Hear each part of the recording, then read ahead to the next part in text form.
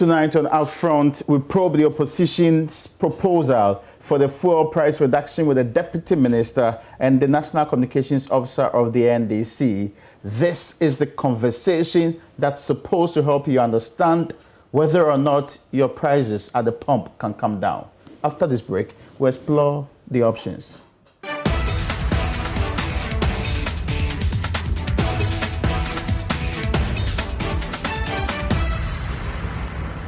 You're welcome back. This is Upfront. My name is Raymond Darko. As I did tell you earlier, the NDC is perhaps the last group to have brought in a set of proposals, including the scrapping of some 4 specific taxes and others that they think others have also put on the table. Before that time, civil society and also industry players had insisted that there is an urgent need to first fix the foreign exchange problem, because we are told currently the biggest headache we have are twofold. One, an international price of crude that's skyrocketing, and secondly, the exchange rate that's the dollar for the purchase of this crude, that's affecting the price on the market largely.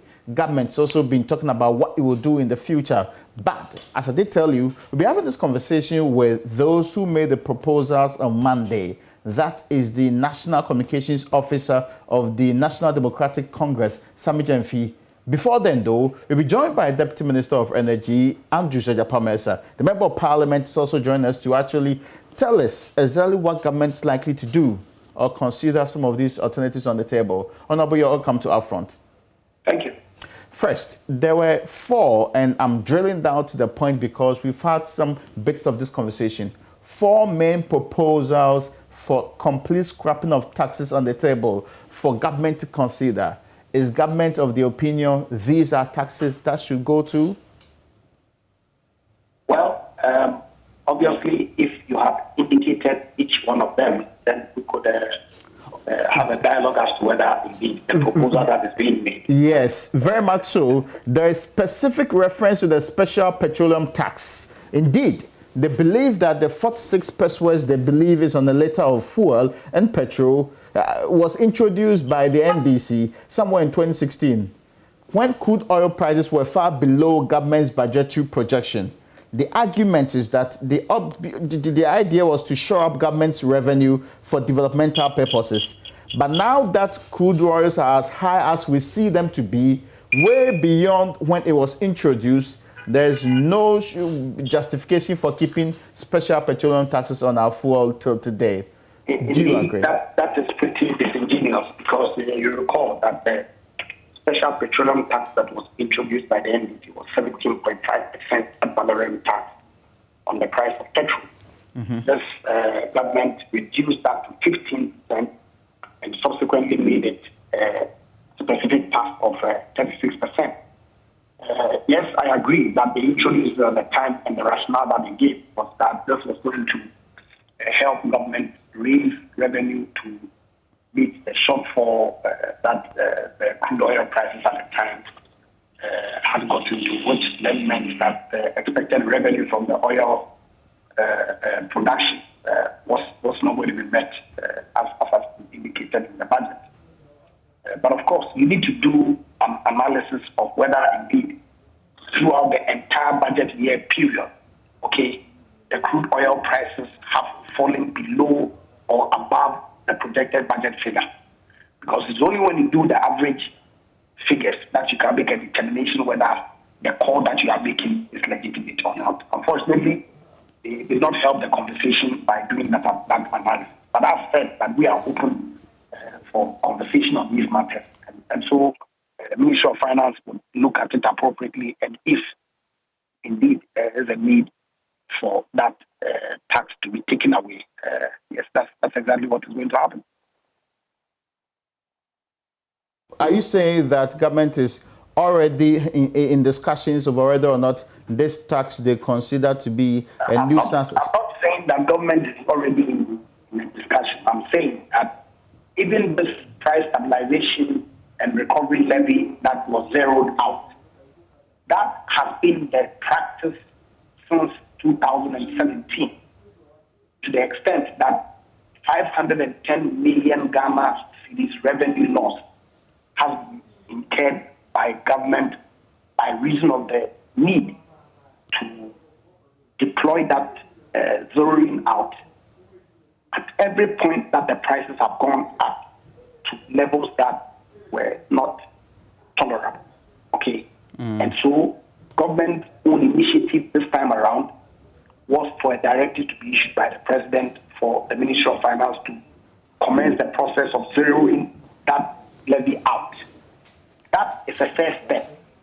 I'm saying that going forward, depending on the behavior of the prices at the global level, government is inclined to look at other options that are available to it, including a review of all the levies that you admit are intended to be expended for specific expenditure line items. Okay? And so whilst you talk of the revenue loss, that a suggestion to either revoke or do away with those taxes would occasion, we also consider the expenditure in terms of development, in terms of schools, in terms of roads, in terms of remuneration, in terms of allowances that are paid to nursing and teacher trainees, and all other things that government uses revenue to do, ought to be reviewed as well. Thankfully, we are just about reading the 2021 budget. So any of the options that are available to government, 2022 budget, all the options that are available to government would be considered an appropriate decision taking as and when required. And I'm not just referencing this particular tax alone. Are you saying that all the at least 4 that is listed in the NDC's statement and proposals to you, insisting you scrap immediately, they are not going to be worked on? If possibly they may be worked on for the next what do you call it? Yes, I think that the NDC is as usual playing to the gallery because they were in power for 8 years. At the time that they came into government, taxes and levies were in the region of some 28%. They increased those taxes and levies to 164%.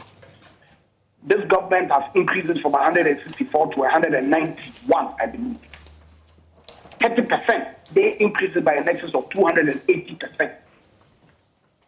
For good reason, I believe. Because the revenue that comes from these taxes and levies are intended to fund the budget. And those taxes and levies constitute some 11-12% of our total revenue. And so if you have an opposition that is telling you that scrap all the taxes and levies so that 11-12% of your revenue as a country is wiped away, tell me whether that opposition is a responsible opposition or that they intend for you not to be able to do anything, which in itself will have attendant consequences for the people of this country. So I'm saying that at every point in time, as responsible managers of the economy, government would assess the price on the global market, the interest rate dynamics, which are the main determinants of the price of petroleum products on the market, and then use those taxes and levies, if and when necessary, as means to balance the hardship that consumers suffer, which includes all of us. I'm saying that government has taken the first step by zeroing out, or at least directed that it be done. You know that there are pricing windows at which these interventions can be introduced. My understanding is that the next pricing window, which is going to take place from 1st November, is when that directive can be implemented, and so that will be done. And going forward, depending on what it is that translates or pertains at the global level with respect to crude oil prices and also the exchange rate, further decisions will have to be taken as managers of the economy at that point to ensure that the good people of Ghana do not suffer hardship for these prices at the pumps. Okay, so what I'm hearing you say is that it's not cut and dry yet. It's possible that depending on the situation going forward, you will look at the prices again. That's government. That's what I'm hearing you say, right? Absolutely, and that's what every responsible government, just a second, government, which has demonstrated basically all the projections, including those from even the NPA, is suggesting that there's going to be a consistent rise in the world crude prices. Does government not have enough basis to make a decision now, since already the projections are pretty clear?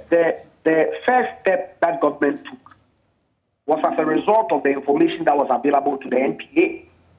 Pursuant to which the NPA then made a recommendation. And so if it trends upward, as it's being speculated, because you and I don't know what the OPEC would say or do tomorrow, okay? Because this is a global problem. You know, the prices of petroleum products are going up, not only in Ghana, not only in Africa, across the world. Very much and OPEC then, based on some moral switching, based on some expectation, based on what it is that players within the industry then represent, can increase production that then would impact the price downward. We don't know. But I'm saying that government has taken a step, and government is open to review its position as and when the need arises. I'm saying that any call by the opposition party, which clearly is their usual political gymnastics, without recommending an alternative revenue stream that then meets the expenditure items that are also critical for the well-being of the good people of this country, would be acting irresponsibly. I guess I can leave it here, but thank you so much for joining us. The Honorable Andrews Ajapamesa is a Deputy Minister for Energy. We needed some clarification on whether or not these proposals would be heard and acted upon. But it does appear, he says, it depends on the times going forward. Thank you so much, Honorable Deputy Minister, once again. The National Communications Officer is joining us here. He is not of the governing party, he's of the opposition party. Sammy, you're welcome. Thank you, Raymond. It's been a long time since we had an engagement of this sort. I hope you are doing well. I'm great. You've been missing in action. Me missing in action? Yeah. Okay, but I've been around for a long time too. Anyway, but now, you led the charge, and if for nothing at all, there were 4 specific ones that you drew attention to and insisted that these 4 should be removed in the first place. The immediate response from the Deputy Minister is that your position is disingenuous. You are seeking to deprive government of needed revenue without any alternative at all as to how they can plug the hole and deliver the same infrastructure and other things that the revenue is supposed to be used for. How do you respond to the first charge? Thank you very much, and good evening to all our cherished viewers and listeners. Even before I respond to that, I would like to start by making the point that viewers and listeners should treat the submission they just heard from my good friend and brother, the Deputy Minister for Energy, Honorable Ajapamesa, with a pinch of salt. Which one specifically? His entire submissions. Really? Because he's one of the privileged few in government who do not feel the heat and the excruciating hardships that Ghanaians in general are feeling. As Deputy Minister for Energy... He's a member of Parliament too. Yes, but as Deputy Minister for Energy, he benefits from free fuel coupons from the likes of Bost and Goyle and all that. He doesn't buy fuel. So he doesn't feel our plight. He's not going through the same things the ordinary Ghanaian is going through. And that is why he can afford to speak the way he's speaking. Very dishonest, very insensitive. And some of the things he has said today, for me, are even insulting to our intelligence and sensibilities of the people. I'm going to explain that. Look, first of all, let's appreciate the problem we are dealing with. We are not just talking about prices of fuel products going up. It is not the mere fact that prices are going up that Ghanaians in general are concerned about. It is the quantum of increase. It is the astronomical rise in the prices. In this year alone, 2021, the prices of fuel products have gone up by over 45%. We started the year with a price of a gallon of diesel and petrol standing at about 21, 22 Ghana cedis. Per liter? No, per gallon. Okay, gallon. This year, the price has gone up by 9 times. Per our calculations, I hear JoyNews says 13 times, which even makes it worse. And the price has moved from just about 21, 22 Ghana cedis per gallon of diesel and petrol to 31 Ghana cedis. What that means is that they have added 10 Ghana cedis, almost 10 Ghana cedis, to the price of a gallon of diesel and petrol in this year alone. Yet, wages and salaries of public sector workers has only gone up by 4%. Now, how do you expect the people to cope under such circumstances? No, I'm building a point. Take time. We know how pricing of petroleum is done. Yeah. There is a window of 2 weeks every other time where world price and other factors determine these prices in the first place. You can hardly match up with how much you pay people in the public sector. Can you do that? You see, I will come to that. Because it's different.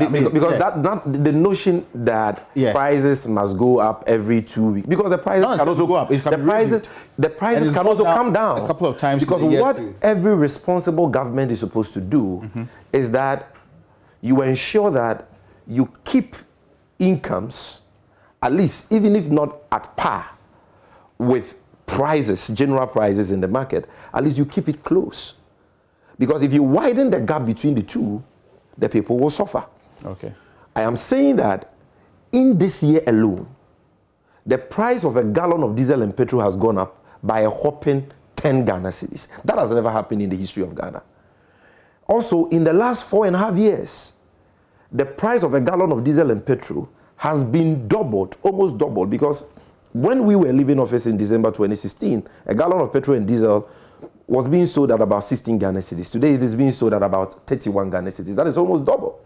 Now, the issue is what is accounting for these steep increases? Is it because the international market price of crude is going up? Is that the reason? No, that is not the reason. The prices have gone up at this astronomical rate because of 2 main reasons. The first is excessive taxation on fuel prices. The second is a free fall of the Ghana cedis, that they are totally clueless, relative to how to, control that. And let me talk about excessive taxes. We are talking about a group of people, bear in mind, who, when they were in opposition, lambasted and berated the NDC Mahama administration for overtaxing Ghanaians and promised to move Ghana from taxation to production. They said that the ETC was welcome there. The money is here. Taxation is a lazy approach to governance. We will develop Ghana through tax incentives. ESLA is a nuisance tax. Special petroleum tax is a nuisance tax. John Mahama is wicked. He has no sympathy for you. Vote him out and bring us in. We will scrap these nuisance taxes and significantly reduce the prices of fuel. That was their message. Now they come into office. This year alone, they've increased the bust margin from 3 pesos to 9 pesos, an increase of 200%. They've increased the fuel market margin from 3 pesos to 5 pesos, an increase of 67%. Margins? Yes, these are existing taxes or levies or fees we pay, the margins. That is what they are, existing. Then they have increased the primary distribution margin from 8 pesos to 10 pesos. They have also increased the road fund levy component of ESLA from 41 pesos to 46 pesos. And they have increased the UPPF from 27 pesos to 30 pesos. So all the 5 margins and the existing taxes on fuel have all been increased, some by 67%, some by 10%, some by 200% existing taxes. Yet they promised to scrap taxes. They promised to move us from taxation to production. But especially now, again, what is even worse? Was reduced Hold on. 2017, right? they just changed it. It wasn't reduced. No, from 15.5 to 17.5 to 15, but they made it ad valorem. Okay, they made it a direct tax. A specific tax. A specific tax. And so if you look at the effect, it is even worse than it used to be. But I'll come there. Not only have they increased existing taxes contrary to their social contract with the people of Ghana, they have introduced some of the most useless taxes ever heard in the history of mankind. But hold on. Taxes like sanitation levy, baller tax. I'll come to that point. Let me deal with the special petroleum tax issue quickly. You're saying that by reducing it from 17.5 to 15%, and further converting it to just a direct or specific tax of 46 pesos, government did something wrong? Because if it used to be a percentage, yes. Okay, then depending on the base, the figure could change. Yes. Are you getting me? Now, but now you've made it a specific, so it is fixed. But now the base is higher, isn't it? The base is higher. But it is specific. So we can go into that, but you see, that is even insignificant. Let us deal with the more critical issues. But you suggested that, well, it's now... You see, I've not even spoken about... When we come to special petroleum tax, yes. As for the handling of the special petroleum tax by this government, it's a sacrilege. And I will attend to that. I've dealt with the existing margins and taxes they have increased. I am now dealing with the new ones they have introduced. Baller tax, 10 pesos per liter of diesel and petrol. Sanitation and pollution. Yes. Then they have introduced a new ESLA. Bear in mind that when they were in opposition, they said ESLA was a nuisance tax. We were wicked. Yes, Mahama introduced. And you know, we introduced ESLA to mobilize revenue to clear the legacy debts in the power sector when we were confronted with doing so. Because at the time, all the state-owned enterprises in the power sector were indebted to use sums of money, like VRA, like Gridco, like ECG, and that was even crippling the banking sector, you know that. So we introduced ESLA to mobilize revenue to clear that debt in 5 years. That was the original intent. Ghanaians to pay ESLA for only 5 years. They promised to scrap it, they didn't, they maintained it, and to add insult to injury, collateralize it for a loan, which has now extended the original intended duration of 5 years to 15 years. To be fair, not all of ESLA has been collateralized, right? A part of it, but what that means is that we are going to pay ESLA for 15 years rather than 5 years, as it was originally intended under the Mahama administration. Secondly, ESLA has gone up by 20%. And in addition to that, in this year 2021, a new ESLA, this one was not already existing, a new ESLA of 20 pesos on every liter of diesel and petrol has also been introduced. And a new ESLA of 18 pesos on every kilogram of LPG has also been introduced. So look at all these draconian, unnecessary taxes which have been heaped on the build-up of fuel prices in 1 year. This has never happened in the history of Ghana. And I dare say it didn't happen even under the reign of despots like Mobutu Sese Seko and Idi Amin who oppressed their people. You understand? Let me ask you this. By end 2016, what was the percentage of tax on the price build-up of petroleum products? You can even add the margins to it. Tax margin. No, the overall percentage, I will have to check and do the calculations. But you should know that. But at the end of 2016, yes, by the end of 2016, there was no baller tax on the price build-up of fuel. I mean, you've gone through this. I just there was no extra ESLA of 20%. The ESLA which was even there was not you know at this level because the existing one has been increased and new ones have been introduced. Okay, the boss margin has always been 3 pesos. They have increased it to 9 pesos. So, I mean, you made this and point. all that. So the question I'm asking you is simply so. When you look at exactly how much we paid end year 2016, what percentage of that was pure taxes, levies, and margins? I will have to double check the exact figure, okay? Currently, the percentage is around 46% if you add the margins to the taxes. Government insists 30%. But because they have segregated the two. They are treating margins separately from the main taxes. In fact, if you put that together, of both, no, it's 46%. You can speak to the neutral, speak to COPEC, speak to ASEP, they will confirm that to you. It is 46%. But that is not the issue. To answer your question, even though I don't have that specific percentage here or figure here, The fact still remains that would let us know whether or not to push that. No, the number of, I mean, this is a no-brainer. The number of taxes on fuel products today has never happened in the history of this country. Never in the history of this country have we had baller tax and all the taxes I've mentioned or the price build-up of fuel. So that is a fact. Now, they say, and this phenomenon of introducing excessive taxes on the price build-up of fuel products, coupled with the ever-depreciating Ghana cedi, because of the cluelessness of Dr. Bawumia and this government, is what is accounting for the steep increase in fuel products. Now the question is, can government do something about it? Yes, of course, they can stabilize the Ghana cedi, bring the dollar down, like they promised Ghanaians, and that will affect the prices of fuel on the market. That is what Ghanaians expect. But there are even more specific and critical things government can do. But they are failing or refusing to do because they are insensitive and they want to steal from the people. Would they keep on talking about deregulation? I just want deregulation. Before you go to deregulation, I just want to spend a second on this particular exchange rate matter.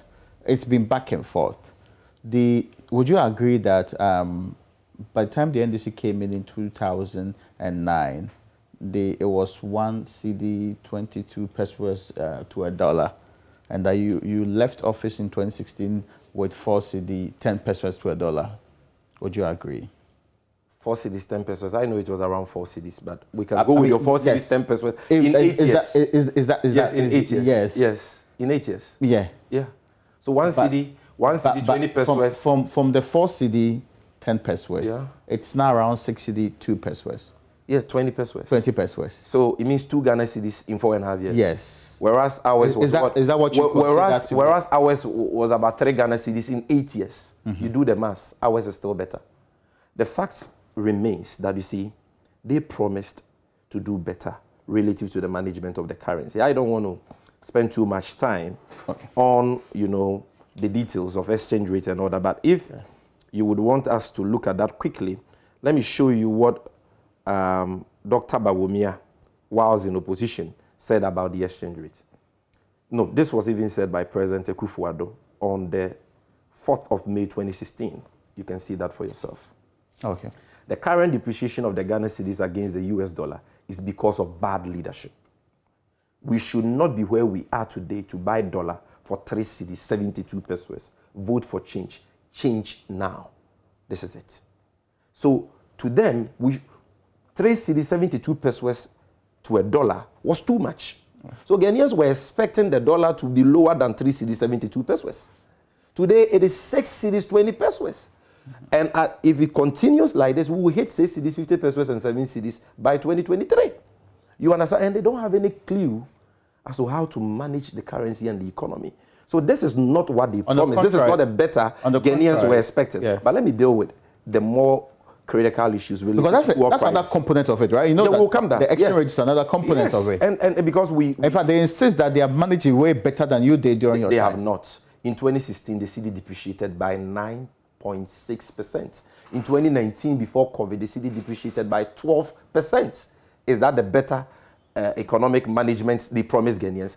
Let me deal with these specific issues. I'll come back to the exchange rate. Okay, see, no problem. There are 3 things government can do and must do to significantly reduce the prices of fuel products, but are refusing to do because they do not care about you and I. The first is that government can cushion the ordinary Ghanaian with the proceeds or collections of the price stabilization and recovery levy.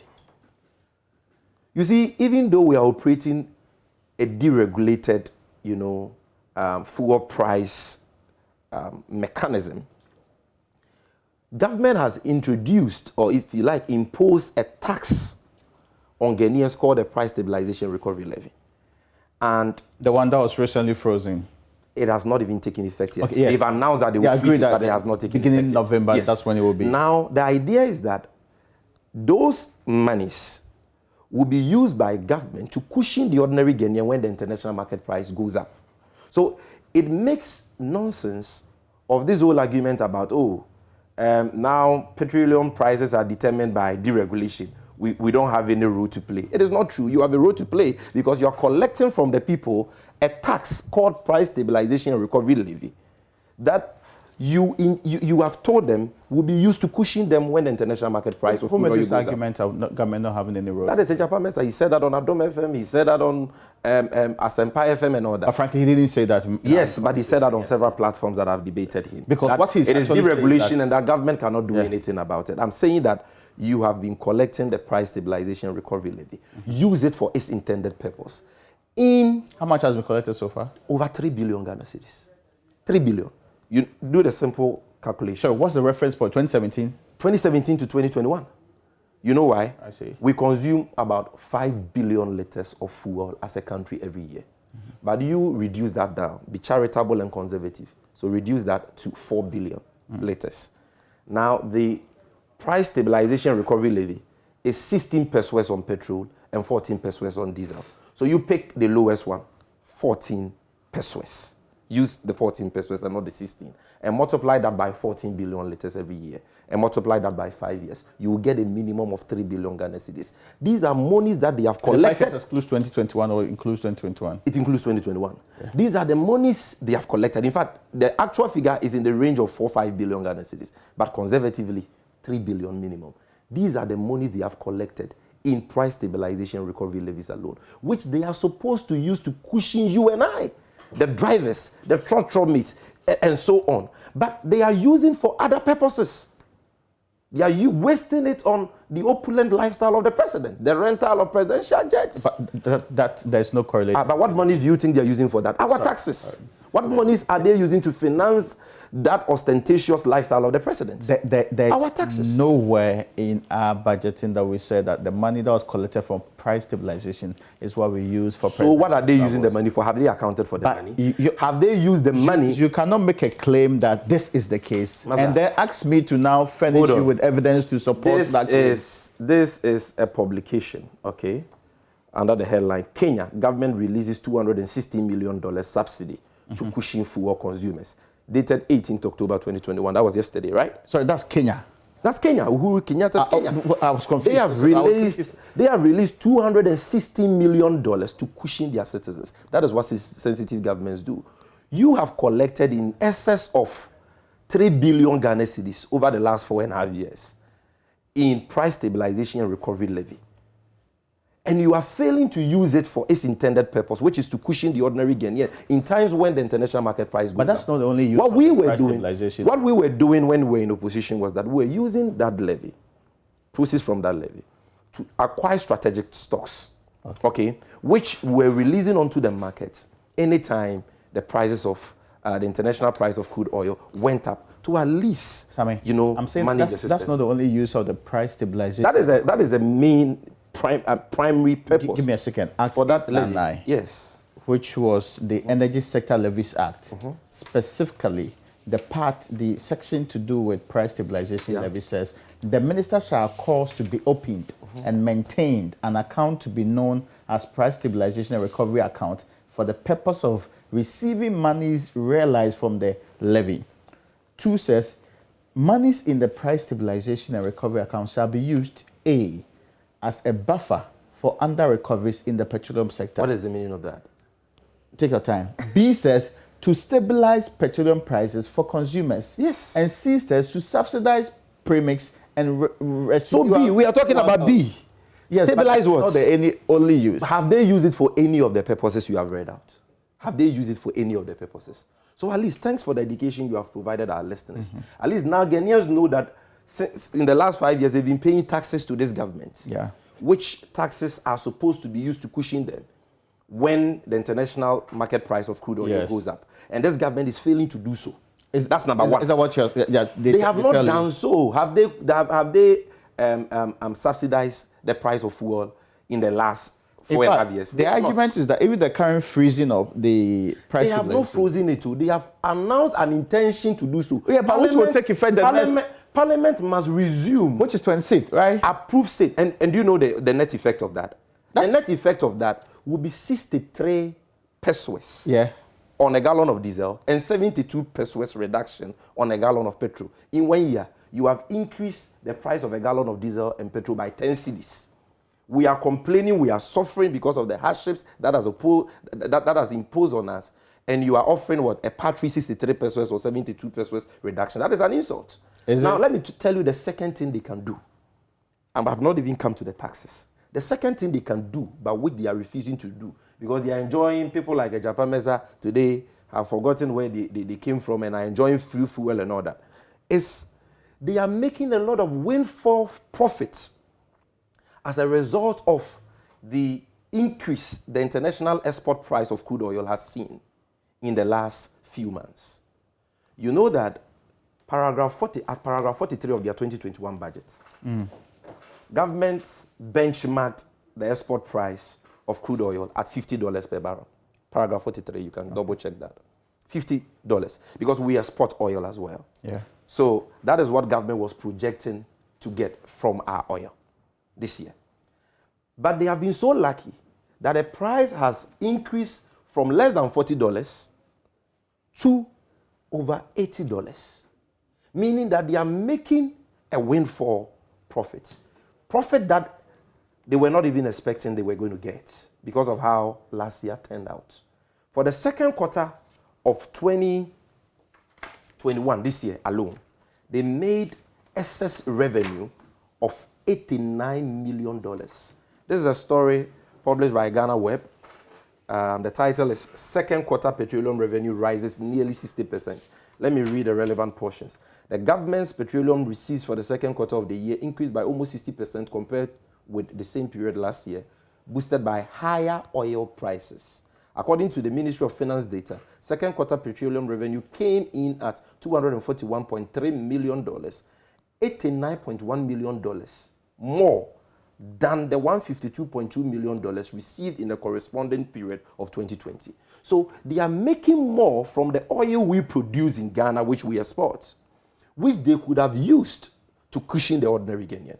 You know that we introduced a special petroleum tax in 2015-2016 because the international export price of crude oil had plummeted. It had dropped below $40, and government was losing revenue. So we said Ghanaians should pay a special petroleum tax, which had a sunset clause of 2 years, okay, to shore up government's revenue for development. They have come, they promised to scrap it, they've not scrapped it.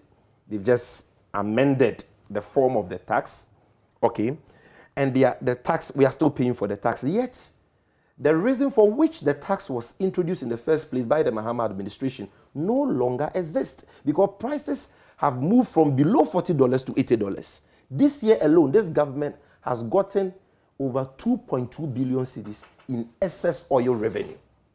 Why can't they use part of that money to cushion the ordinary Ghanaian? Or at least scrap the special petroleum tax, which has outlived its purposes. Because now the export price of crude oil on the international market has gone up. Now the third thing... What would be the impact on the current price build-up? If you scrap the special petroleum tax? That I will demonstrate, yes, I will show that to you. You see, the special petroleum tax is 46 pesos. Yeah. So write that down. Let's do the calculation. 46 pesos. It has outlived its purpose. It was introduced at a time the international export price was below 40. That point is now it is above 80. Is, what would be the impact scrap it, number one. Yeah. Baller tax, completely useless. No, sorry, so I'll come to that, but I just want this one. Because we had a conversation recently about I will show that. Just follow my calculation. So baller tax, majority of Ghanaians will agree with me that it is completely useless. We pay for sanitation levies at the local level already. So 10 pesos. And that we don't have a sanitation 10 pesos per litre. Then ESLA, the new ESLA, not even the one they promised to scrap, which they have failed to scrap and which they have increased by 20%. But the new ESLA of 20 pesos on every litre of diesel and petrol, add that 120 pesos. Which was also passed by minority MPs in Parliament, clearly. I don't know about that. I will have to check the Hansard. Now, if you add these taxes, you come to a total of 66 pesos per litre. If they scrap these taxes... No, that more than 60, 70 something. No, 76, okay, sorry, yeah. I turned it around. 76 pesos. Now, 76 pesos times 4.5.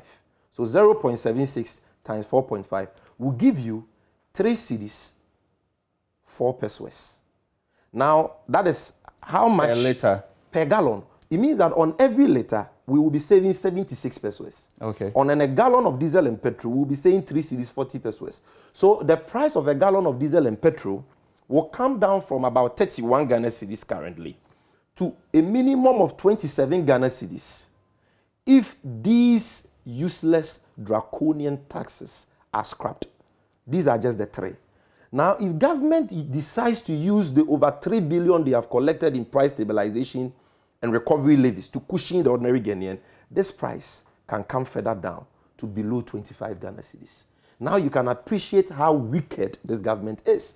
Something can be done about the problem, but they are refusing. What is the excuse? The excuse of Honorable Ejapa Mensah is that they will lose revenue. They need revenue for this. But that's real, right? That is not true. Really? They have had more revenue than any government in the history of this country. No, this year. Listen. Let's not just bum it together. This year, they plan to actually collect taxes also on ESLA with the volumes that we are dealing with, right? I'm telling you. And I'm saying, the point I'm asking simply is that you cannot dismiss the fact that this has revenue implications. Please, what have they done with the billions they have gotten? But that's not already? the question I'm asking. No, because you see, your question is not addressing the issue. No, my question is that what will be the impact of having to take off all of these prices? Saying that the impact is simple. Yes. When you scrap these 3 taxes, the price of a liter of diesel and petrol will come down by 76 pesos. When you put them together. And the price of a gallon of petrol and diesel will come down by at least 3 cedis 40 pesos. Ideally, that will bring the price down to about 27. That means that we would have lost money in terms of revenue, right? What money?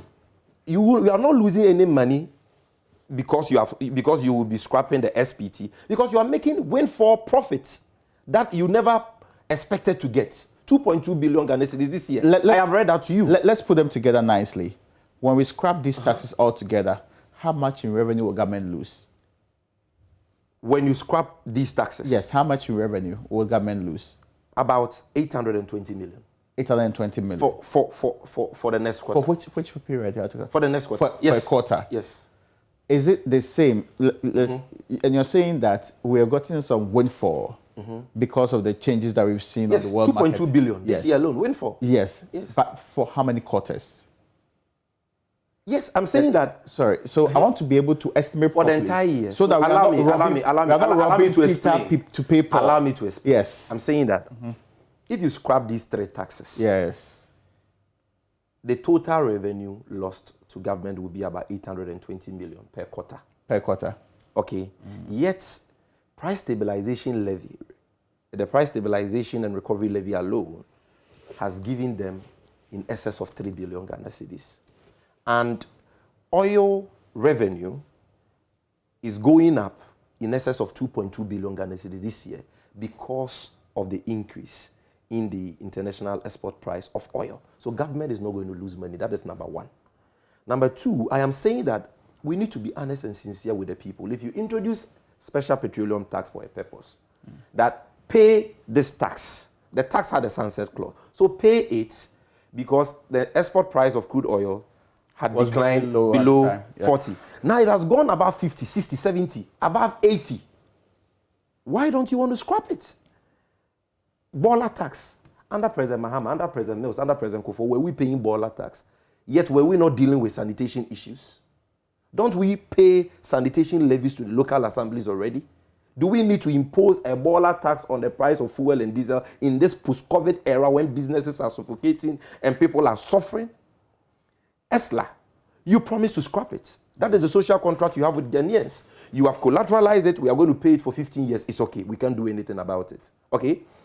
You have increased it by 20%. We can't do anything about it. We accept it. What about the new ESLA you have introduced? You know that 20%. Why can't they scrap that? Sabe, it's not all of the ESLA taxes and levies that are part of the ESLA PLC. You know that, right?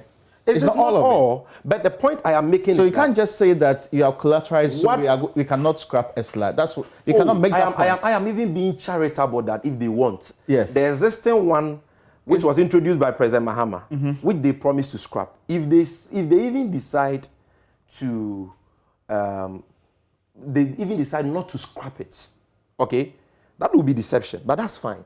I am talking about the new one they have introduced this year, which is 20 pesos per liter. I am saying that it is a mark of insensitive and bad leadership to introduce all these taxes in this particular year when you know the sufferings Ghanaians are already going through. Now, apart from this, okay, you are talking about revenue that government will lose. Yeah. Don't forget that this government, in tax revenue alone, have had in excess of 157 billion Ghana cedis for 4 years. That is excluding 2021, 157. John Dramani Mahamad's administration in 4 years had access to a tax revenue envelope of 83 billion. They've had 157 billion in 4 years. In terms of oil revenue, they've had 3 oil fields. 3. Males, Kofor, John Mahama had 1 oil field. So they've had about 60% of all oil proceeds that have accrued to the state since we started the commercial production of oil. Then, with regards to borrowed funds, they've borrowed more. You know that they have increased our public debt from 120 billion cedis in 2016 to 336 billion cedis and over, meaning that they have added 216 billion to our public debt. They cannot show one secondary school they have built with that money. They cannot show you one hospital they have built with that money, or any significant project which has created jobs and improved the livelihoods of Ghanaians. Yet they keep on heaping taxes upon taxes on Ghanaians. And what do they use the monies for? Corruption, waste. The president, in the midst of all these difficulties, is flying around in hyper-expensive rented private jets, which sometimes cost the already burdened Ghanaian taxpayer $20,000 per hour. In fact, in only 3 months, we have spent a whopping 10 million Ghana cedis on this trip to the UK, to the US, and to Europe. That's 100 million cedis. Based on estimations that were provided by the... Of course, and which are indisputable facts, and that is why you are running away from that. Which has been disputed clearly. They have not disputed it, please. They have not disputed anything. Have they given you any contrary figures? No, but have they given you any contrary figures? It's not the same thing. Raymond, I used to listen to you before the 2016 elections. You used to be very probing. You used to be very critical. You were always, probing the figures and the issues. I'm unclear what your point is. You can't tell me that the Raymond Aqua I know, yes, okay, the Raymond Aqua of pre-2016 will accept hook, line, and sinker a general traverse by government that, the cost of the present travels is not 10 million. So it is what? So it is what? So it is a non-starter. Sorry, we have done that calculation. I have pointed that to that you. 10 million calculation. It's not the same. But Raymond, you are making the claim that this is the amount. 10 million calculation is based on something. And it is based on official charges of Airbus and the owners of that's Acropolis International, where the president rented the Airbus ACJ 320 Neo he used for the Europe trip. We got those figures from there. The Boeing 737, we got it from the right sources. And we have even said... The member of parliament says they are estimations, right? Yes, conservative estimations. And that the prices could even be higher. So we can leave it there. Yes. So you can't make a claim that... Let me give you facts that they themselves have admitted to. In 9 months... In 9 months in 2019 alone... Okay, yeah. They spent how much on foreign travels? 64 million Ghana cedis, equivalent to 640 billion. Office of the President. Yes. Okay. Look at allocations to the Office of Government Machinery. In 2017, it was 79 billion Ghana cedis. In 2021, 823 million Ghana cedis. Appendix 4B of all the budget statements will bear that fact out. That is an increase of 937%. This is what they are wasting taxes on. And they want us to be paying more taxes.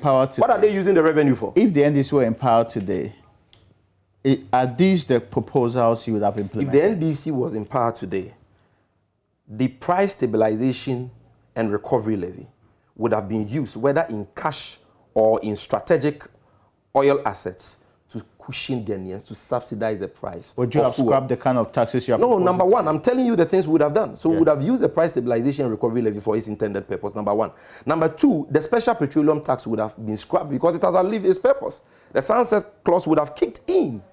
It would have been untenable for us to still charge Ghanaian special petroleum tax now that the international export price of oil has risen to $80 and over. Again, if John Mahama was president of Ghana, I can put my head on the chopping block that he wouldn't have imposed a Ebola tax on the price build-up of diesel and petrol in this post-COVID era. Look at what Kenya is doing. Look at what African countries are doing for their people. Fair, they are providing their people nuisance relief. taxes. The expression nuisance taxes were actually referred to the NDC period. And what were those taxes? When the government came in and they said that those scrap nuisance taxes, they rarely referred to the ones but that was their own sloganeering. They just called those taxes ESLA and special petroleum tax. To reduce special petroleum tax from the 17.5 to 15% was part of the thinking that it was in and of itself a nuisance tax. It was not reduced from 17.5 to 15. You see, the form was changed. It was 17.5% yes, it was of something, 15. then made 15 as a specific tax. So the conversion finally happened. So that's the way. 46 so conversion, pesos not as a direct tax. Conversion, direct tax happened in 2017. There's a difference. No, so sorry. conversion. When there was change in 2017, that was the first and one of the few things the government did in that budget of 2017. What do we have now? It was subsequently that was converted to 46 pesos. What do we have? Those two are not different. So what do we have now? What we have now is a converted SPT. Yes, a direct. Yeah, you think it is fair for you to still be paying SPT now that the international export price of oil has risen above $80? Just let's be objective here. Do you think it is fair? I mean, I've been objective all through. The point. Yeah, do you think it's fair? No. Ray, we're having a conversation. You answer the question here simply. The question I'm asking you is that the theory of nuisance taxes was really about the NDC's taxes, right? And I'm saying that we are just talking about two taxes. I've explained to you the rationale for the introduction of those taxes. And posterity has vindicated the introduction of those taxes.